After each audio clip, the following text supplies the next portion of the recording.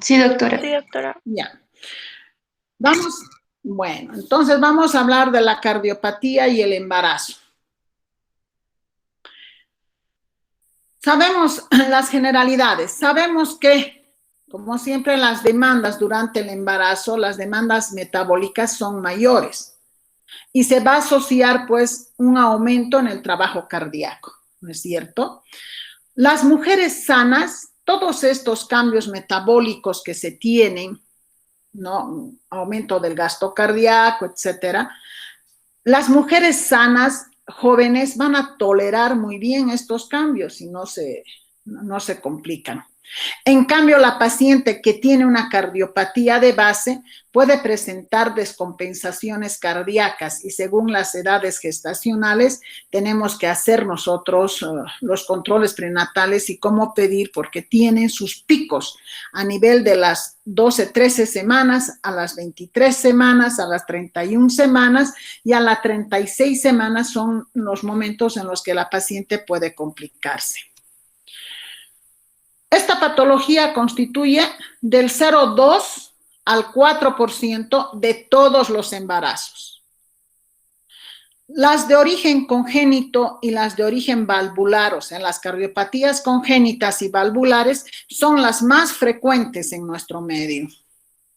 ¿Qué cambios fisiológicos existen durante la gestación? Acá tienen un cuadro en la que ven cómo aumenta, ¿verdad?, el volumen plasmático, la demanda metabólica del feto hace que pues aumente el volumen plasmático de la madre. Aumenta la frecuencia cardíaca materna, aumenta el gasto cardíaco, ¿no? Y disminuye la resistencia periférica. La masa celular se incrementa, pero en menor amplitud.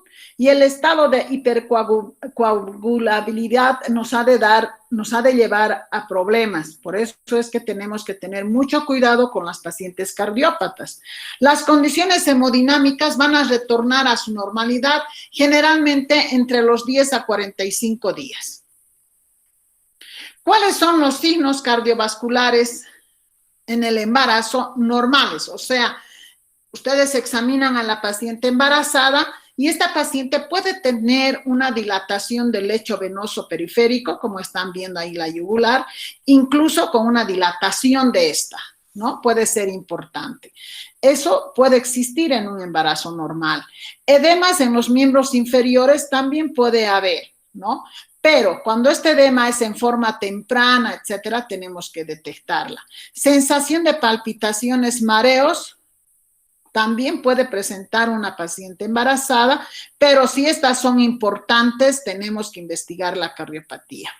La disnea y la fatiga. Entonces, estos síntomas pueden estar presentes durante el embarazo normal, pero cuando son acentuadas y son muy tempranas, tenemos que buscar la causa. Al examen físico, una paciente embarazada normal puede tener un latido precordial un poco más enérgico. El primer ruido es más intenso, el soplo mesosistólico en un foco pulmonar por el hiperflujo que tiene la paciente y la aparición del tercer ruido con mayor velocidad de llenado ventricular. ¿Cuáles son los factores de riesgo? Una paciente que es cardiópata, que fuma, aumenta su riesgo. Si la paciente aumenta de pesos, la obesidad también es otro factor de riesgo. Si la paciente es una paciente muy sedentaria, va a aumentar su riesgo. Si la paciente tiene cardiopatía y embarazo o diabetes, pues el riesgo es mayor. Y por ende, la hipertensión arterial, ¿verdad? Entonces, todos estos son factores de riesgo que si la paciente los tiene, con el embarazo y la cardiopatía se va a descompensar. ¿Cuáles son los factores de riesgo para las complicaciones maternas? La clase funcional avanzada antes del embarazo. Disfunción ventricular izquierda va a tener. Lesiones obstructivas izquierdas. Área valvular mitral menor de 2 centímetros cuadrados. Área valvular aórtica menor de 1.5 centímetros cúbicos y el gradiente estimado mediante el Doppler en el tracto de salida del ventrículo izquierdo va a ser mayor a 30 ¿cómo se dice? Miligramos.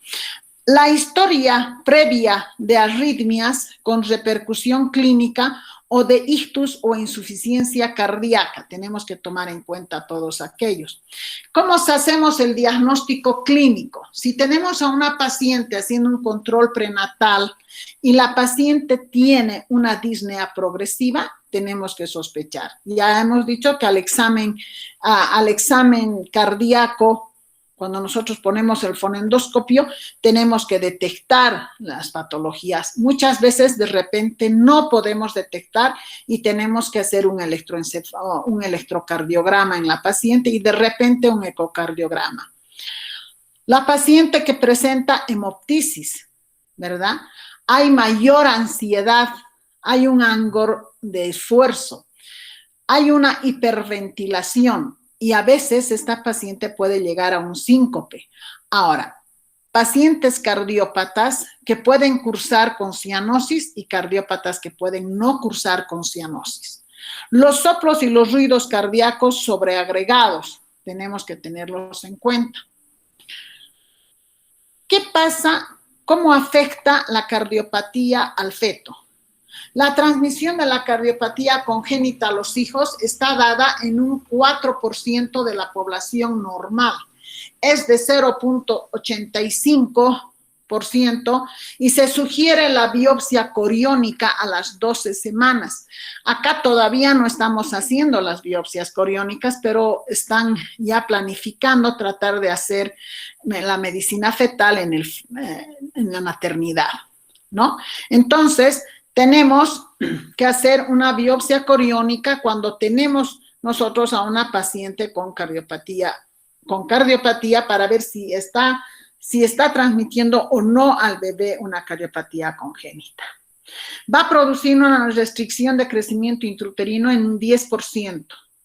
Va a haber una amenaza de parto pretérmino, una prematuridad del 20 al 30%. O sea, las cardiópatas tienen tendencia a dar partos prematuros.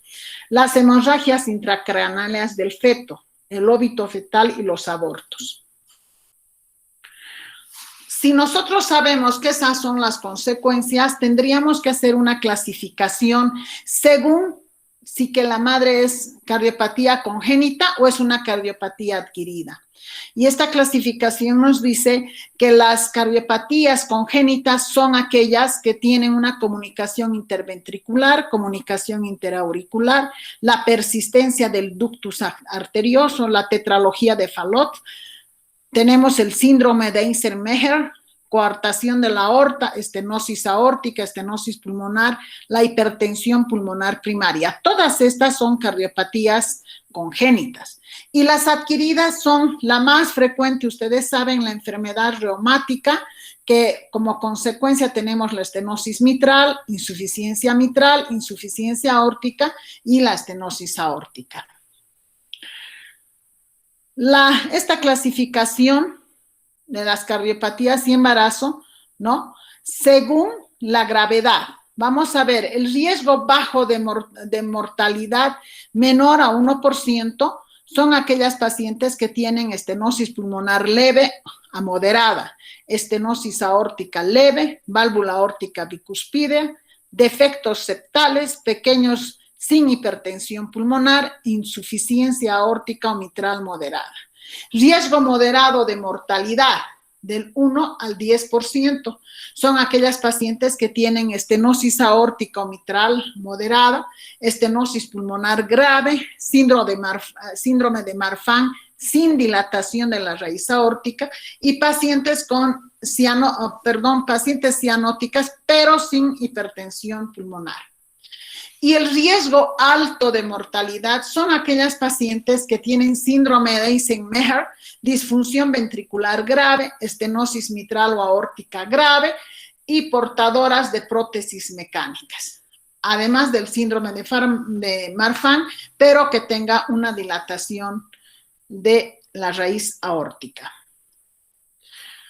Vamos a tener otra clasificación, pero según la clínica, cardiopatías cianóticas y cardiopatías acianóticas.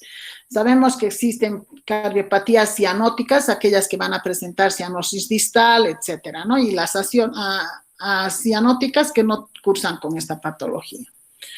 ¿Cuáles serían? Tenemos las cardiopatías cianóticas, ¿sí? Y las cardiopatías cianóticas pueden ser una con hiperflujo pulmonar y las otras sin hiperflujo pulmonar, ¿no? O sea, tenemos la con flujo pulmonar normal, que es la sin flujo, como les había indicado. Entonces, todas las cardiopatías cianóticas son la tetralogía de Fallot, atresia pulmonar, ventrículo derecho sistémico, transposición de los grandes vasos y enfermedad de Einstein. Con hiperflujo pulmonar, con hiperflujo pulmonar, la comunicación interauricular, comunicación interventricular, persistencia del canal arterial, defectos atrioventriculares. Y con flujo pulmonar normal, vamos a tener las estenosis pulmonar, estenosis aórtica y coartación de la aorta. Las cardiopatías cianóticas, como ustedes acá están viendo, tenemos una comunicación interventricular. Si la imagen la ponemos más grande, nosotros vamos a tener acá está la comunicación interventricular. Vamos a tener una hipertrofia, ¿no?, del ventrículo derecho. Vamos a tener una estenosis pulmonar. La transposición de los grandes, la atresia pulmonar, hay una falla en la formación de la luz pulmonar, ¿entienden? Y la transfusión de los grandes vasos, hay una emergencia de la aorta del ventrículo derecho y emergencia de la pulmonar del ventrículo izquierdo. La enfermedad de Einstein, hay desplazamiento de la válvula tricuspidea. En realidad esto es para mencionarles nada más, porque nosotros no vamos a hacer el diagnóstico de las cardiopatías. Lo que sí vamos a hacer es un diagnóstico de sospecha de cardiopatía y vamos a pedir la valoración por cardiología, y cardiología llegará al diagnóstico, ¿no? ¿Hasta dónde podemos llegar? Vamos a pedir una radiografía de tórax, solicitamos un electrocardiograma y también un ecocardiograma, ¿no? Entonces nosotros con estos exámenes, con radiografía de tórax, electrocardiograma y ecocardiograma, probablemente lleguemos solamente hasta el electrocardiograma, porque el ecocardiograma solicitará el cardiólogo, ¿sí? Pero tenemos que detectar en forma temprana. Las cardiopatías acianóticas, ¿no?, son cardiopatías congénitas que presentan alteraciones estructurales de las válvulas cardíacas ventriculares. Estas se clasifican en flujo pulmonar normal, ya habíamos dado esta clasificación, y las con hiperflujo pulmonar. Las que tenemos flujo pulmonar normal, porque no hay una comunicación intracardíaca o intraventricular, son las estenosis pulmonares, estenosis aórtica y la coartación de la aorta. El hiperflujo pulmonar es cuando hay una comunicación, pero la sangre oxigenada pasa hacia las cavidades derechas. Estas son la comunicación interauricular, la comunicación interventricular, persistencia del ductus arterioso y defectos atrioventriculares, ¿no? Entonces, las hiperflujo pulmonares son aquellas que tienen comunicación, y las que son con flujo pulmonar normal no tienen comunicación. Ese sería el resumen. ¿Cuáles son los signos y síntomas? Hemos dicho que disminuye la tolerancia al esfuerzo con disnea. Puede ser una disnea de leve a severa. Puede haber fatiga, edema de las extremidades inferiores en forma temprana, la sensación de palpitaciones y que la paciente presente mareos. Cuadros sincopales que tenga la paciente con dolores precordiales. A la auscultación, que vamos a encontrar el primer ruido más intenso, el tercer ruido cardíaco y el soplo mesosistólico en el foco pulmonar. Vamos a hablar un poco de la estenosis mitral. ¿Por qué? Porque esta es frecuente en nuestro medio, ¿no? La causa más común en nuestro medio tiene una mortalidad menor al 1%. Los síntomas: disnea, fatiga, edema. Generalmente todas las cardiópatas van a cursar con disnea, fatiga y edema. Y los signos a la auscultación: primer ruido alto a nivel del ápex, tenemos un chasquido de la apertura y el soplo cardíaco, ¿no? Ahora, el agrandamiento del ventrículo al electrocardiograma, vamos a tener agrandamiento del ventrículo izquierdo, hipertrofia del ventrículo derecho y agrandamiento de la aurícula derecha con hipertensión pulmonar. La estenosis mitral, ¿cómo se maneja? En realidad nosotros no vamos a manejar a la paciente con estenosis mitral. Tenemos que manejar en forma conjunta con el cardiólogo, ¿no? El manejo: tenemos que saber que no tenemos que sobrecargar a la paciente. Por lo tanto, se utiliza diuréticos, se restringe la sal, ¿no? Vamos a dar beta bloqueadores, podemos administrar digoxina, hay una cardioversión, anticoagulantes. Como les digo, todos estos medicamentos tendrían que ser manejados por el cardiólogo. La terapia antiarrítmica supresora la hacen generalmente con la procainamida o la quinidina. El tratamiento quirúrgico: se puede hacer el tratamiento quirúrgico.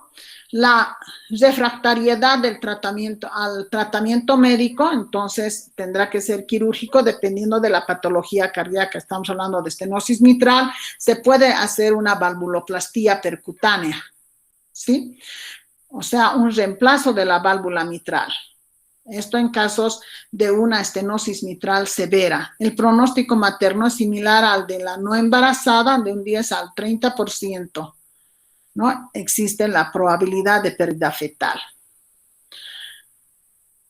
Ahora, a la terminación del embarazo, parto vaginal: se prefiere en las cardiópatas un parto vaginal, pero el parto vaginal no debe ser manejado como cualquier paciente, tiene que ser debidamente controlado y se realiza una analgesia de parto. La paciente no debe realizar esfuerzo y sabemos que en el segundo periodo del trabajo de parto, en el periodo expulsivo, no podemos hacer de que la paciente puje.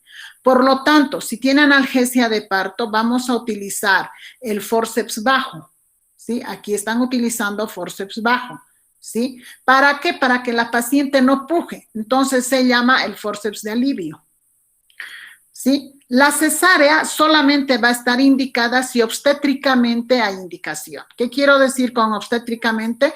Que el niño no está, que tenga una deflexión de primero, segundo, tercer grado, que esté en situación transversa, que sea una placenta previa oclusiva total, etcétera, ¿no? Una placenta previa.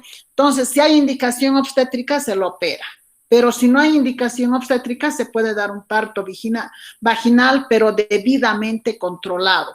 Y debe ser muy bien controlado y tienen que estar todos los especialistas. El neonatólogo, tiene que estar el cardiólogo, etcétera, ¿no? Porque se nos puede descompensar la paciente.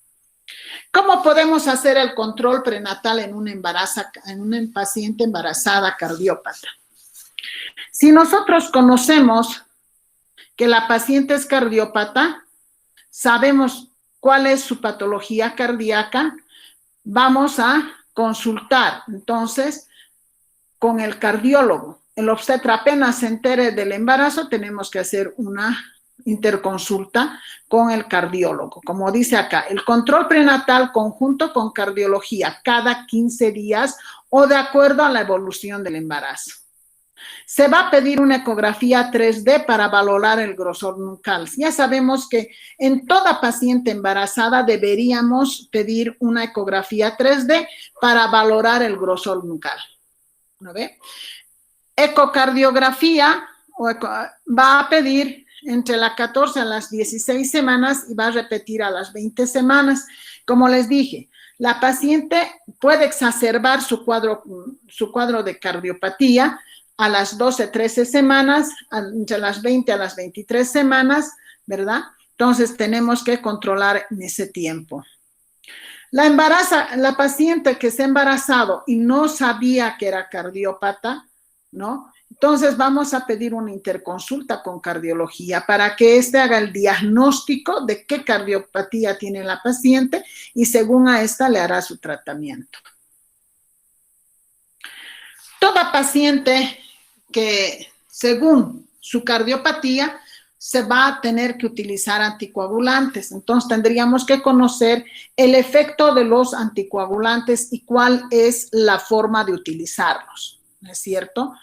Tenemos la warfarina. La warfarina pasa la barrera placentaria, se asocia con el aumento de la incidencia de abortos. Entonces, en la primera mitad podemos tener abortos.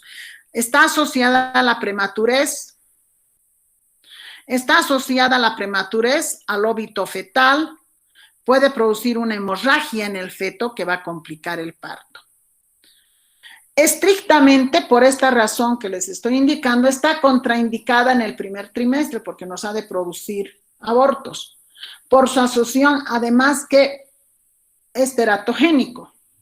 El riesgo va a disminuir si la dosis es menor. Si se tiene que utilizar, entonces hay que utilizar a dosis muy bajas, pero tenemos el riesgo de producir un aborto o producir alguna embriopatía, ¿no? Sobre todo entre las 6 y las 12 semanas.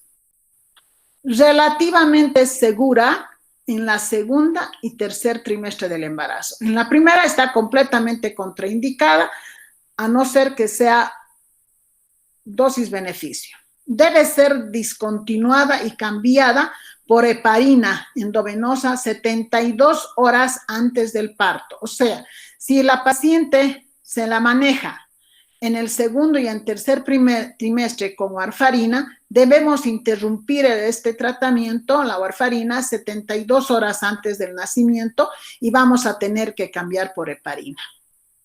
El control de los tiempos de protrombina, el INR, no debe sobrepasar de 3 a 3.5 y se debe solicitar cada 3 semanas. ¿Y cuál sería el efecto de la heparina no fraccionada? La heparina no fraccionada no cruza la barrera placentaria, no tiene el potencial de causar hemorragia en el feto o una teratogenicidad porque no cruza la barrera placentaria, por lo tanto, estaría indicada pasar la heparina en pacientes en el primer trimestre del embarazo. Sin embargo, las hemorragias en la unidad útero-placentaria es posible, o sea, puede provocar un desprendimiento prematuro de placenta.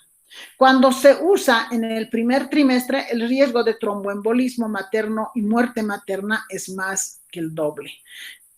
Como saben, todo tiene su riesgo, ¿no? Y esta sería una de las complicaciones. Por eso hay que saberla dosificar, ¿verdad?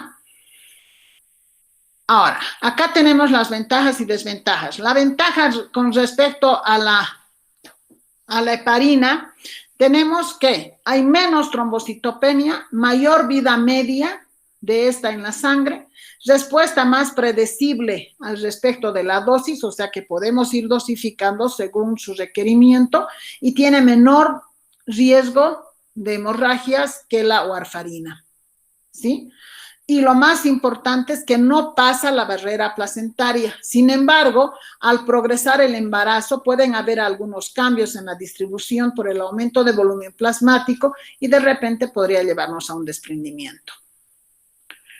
Conclusión del uso de anticoagulantes. A pesar del mayor riesgo de trombosis que en un embarazo, los anticoagulantes no se indican en forma rutinaria, ya que generalmente los riesgos van a superar a sus ventajas. Entonces, deben ser indicadas estrictamente aquellas pacientes que sí requieren. No se da en forma normal a todas las pacientes. La excepción son las mujeres que tienen indicación de anticoagulantes por vida. O sea, aquellas que están usando siempre, pues tendrán que usar, pero tendríamos que controlar la dosificación. Y pacientes con historias de trombosis o trombofilias.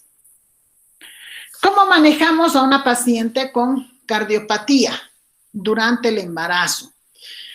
La hospitalización durante el tercer trimestre es importante. La tenemos que hospitalizar porque es un embarazo de altísimo riesgo.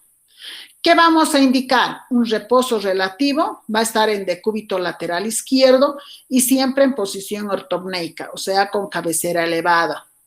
Evitar los esfuerzos físicos. Claro, está en reposo relativo. Tenemos que dar reposo relativo, por lo tanto no va a hacer esfuerzos, ¿verdad? Para de esa manera no sobrecargar la función cardíaca. Indicar dieta baja en sodio, preferible no dar sal. Ingesta de cantidades suficientes de líquido durante el día. Tenemos que medir las cantidades de líquido, no tiene que ser mucho ni tampoco menos, ¿no es cierto? O sea, de acuerdo a la evolución de la paciente. Laboratorios de control, se deben hacer los laboratorios de control de la hemoglobina, plaquetas y el tiempo de protrombina. Realizar ecografías de crecimiento y desarrollo del feto. Tenemos que ver cómo está desarrollando el feto, porque podemos tener restricción de crecimiento intrauterino, ¿no es cierto? Que es uno de los efectos que tiene la cardiopatía sobre el feto. Por lo tanto, tenemos que hacer sus ecografías en forma seriada. Tenemos que pedir un ecodoppler para ver cuál es la perfusión del bebé, cómo está recibiendo la sangre, cómo están sus arterias uterinas de la madre, cómo está la cerebral media del feto, etcétera, ¿no? Y tenemos que ver el perfil biofísico cada mes. Y se debe hacer sí o sí un ecocardiograma fetal, ¿sí? Para ver si este paciente le está afectando o no, si tiene o no una cardiopatía congénita. Indicar complementos nutricionales vitamínicos específicos. Ellas tienen que recibir sulfato ferroso, ácido fólico, anticoagulantes, y hemos dicho, siempre y cuando estén indicados, manejados y controlados conjuntamente con cardiología. Eso hacemos durante el control prenatal.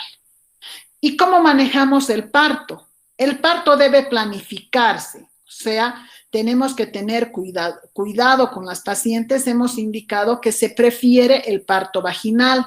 Por lo tanto, este parto debe ser debidamente controlado, monitorizado y debe iniciar espontáneamente. No tenemos que inducir al parto.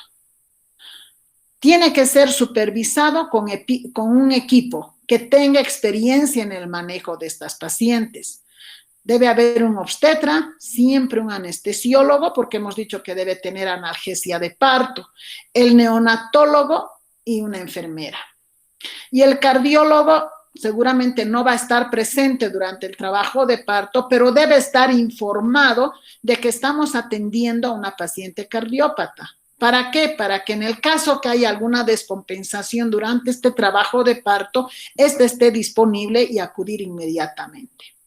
Se debe dar, hemos dicho, analgesia de parto, se debe hacer una conducción con oxitocina, pero la oxitocina se debe administrar en forma muy cuidadosa, a menores dosis, ¿no? Y controlada. Hemos dicho que en el segundo periodo de trabajo de parto se debe utilizar el forceps de alivio. La paciente ya tiene analgesia de parto, por lo tanto, es fácil utilizar el forceps de alivio. Decimos forceps de alivio, ¿por qué? Porque solamente vamos a ayudar a que se expulse la cabecita, ¿verdad? Esta se va a utilizar en el forceps bajo, ese es el de alivio, ¿sí? Entonces, el uso de la oxitocina y la ergometrina tiene un efecto cardiovascular, preferible no usar la ergometrina, y la oxitocina vamos a utilizarla bien dosificada. ¿Cuáles serían los cambios cardiovasculares? No termina con la tensión del parto.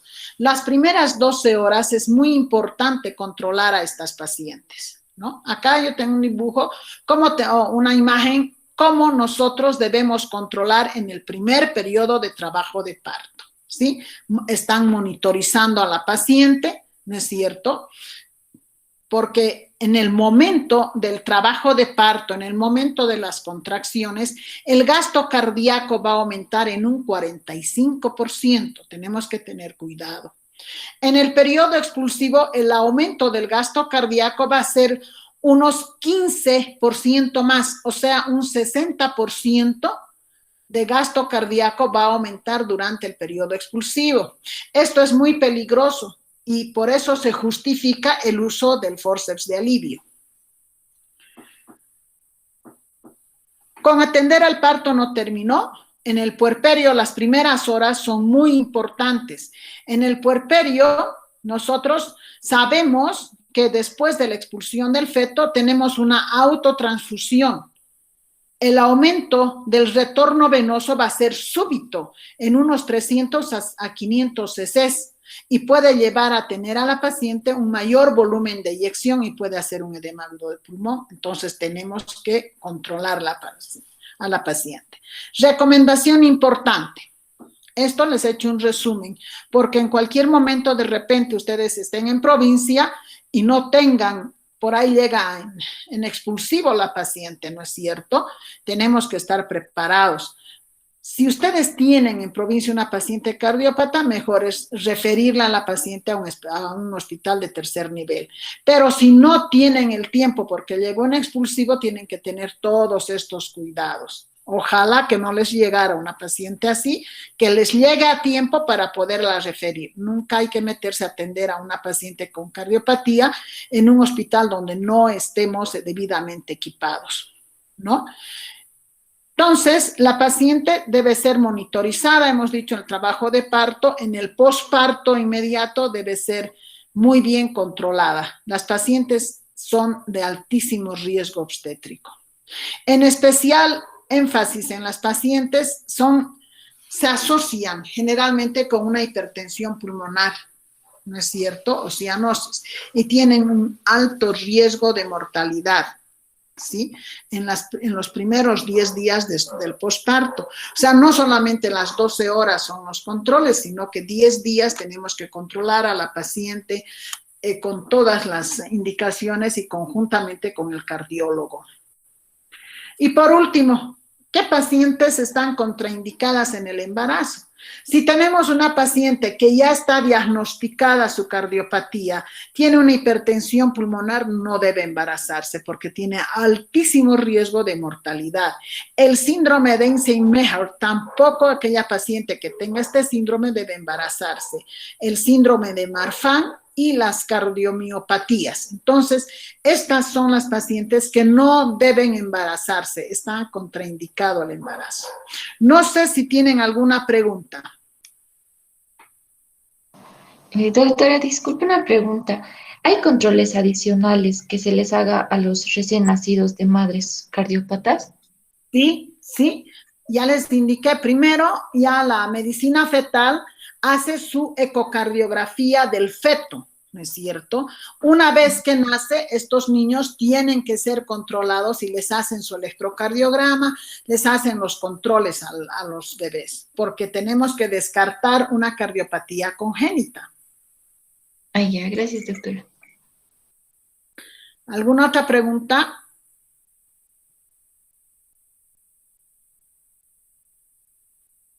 ¿No tienen preguntas de ninguno de los temas?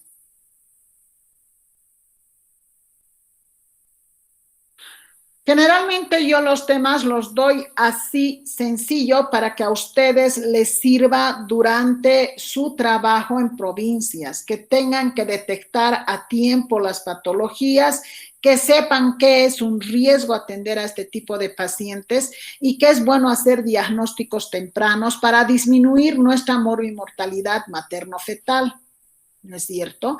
Entonces, para que vean qué importante es examinar a las pacientes. No vamos a nosotros a examinar porque es paciente ginecológica o paciente obstétrica solamente el útero, la fetocardia, el tacto y se acabó. No, la paciente siempre se debe examinar de pies, de la cabeza a los pies. Siempre. La auscultación del corazón es lo más importante para que nosotros podamos detectar una patología cardíaca, ¿no es cierto? La auscultación de los pulmones es importante. Entonces, y las presiones arteriales en las pacientes, el peso de las pacientes. Unas pacientes obesas son de altísimo riesgo, ¿verdad? Entonces, tenemos que saber indicar qué dieta va a recibir esta paciente, qué puede comer y qué no puede comer. ¿Sí? Eso en general. Bien, si no tienen preguntas, pues he tenido el gusto de pasarles mis temas. Espero que hayan entendido. No hay preguntas, o entendieron todo o no entendieron nada. Son dos cosas. Sí, se ha entendido, doctora. Bueno, gracias por responderme, corazón, porque después todos están callados. Parece que qué feo es dar clases virtuales porque no veo las caras de ustedes. Me gustaría ver y hacerles preguntas uno a uno, ¿no? Para ver si han entendido o no, pero bueno, espero que les sirva el tema. Muy bien, nos vemos, que tengan un fin de semana tranquilo. Por favor, cuídense, que los jóvenes están cayendo con COVID. Cuídense, no vayan a bailar, mejor estudien. Que tengan Gracias, doctora. Gracias, doctora. Muchas gracias, Gracias, doctora. doctora. Hasta luego.